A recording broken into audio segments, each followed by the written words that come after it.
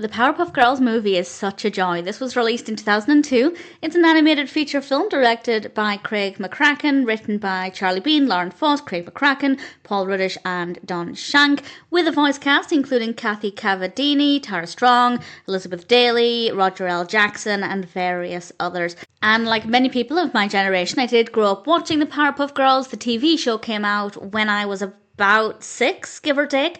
And I did spend a few years watching it quite a bit. It wasn't my favourite show. I probably haven't seen every episode.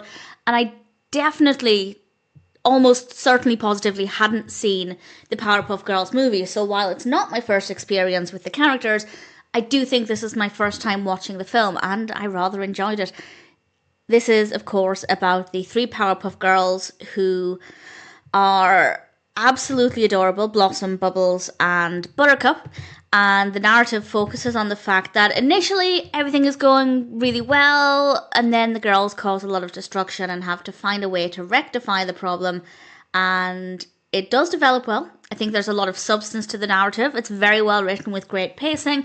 I also feel like that if this is your introduction to the Powerpuff Girls, it is a really good introduction to the characters. We get to know their personalities. We get to know their background. So if you are considering watching the Powerpuff Girls, but you prefer feature films, this could be a good beginning. I don't know if die-hard Powerpuff Girls fans would agree with that, but I do think it could be a good introduction to the characters.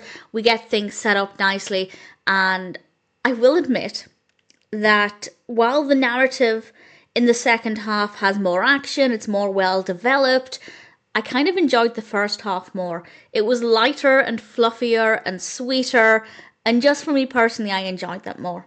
But I do think the second half is a little stronger. The narrative is obviously more underway at that point. There's a lot more action. There's a lot more at stake. Things develop maybe a little bit more quickly. And I guess the point there is that because some of the time in the first half, not the entire first half, but some of it is spent, of course, setting up the characters, setting up the scenes. So that's not a criticism at all, just an observation.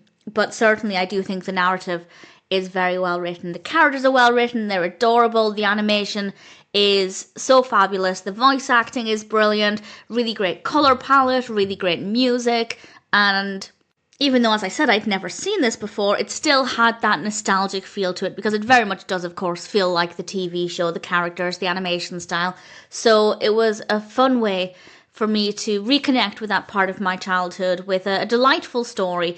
And even though I enjoyed the first half more, I still liked the second half. I just got more, I guess, joy and excitement and nostalgia out of the first half. If you're an existing Powerpuff Girls fan and either you've never seen this or don't remember it, absolutely check it out. I think you'll find it to be a delightful experience.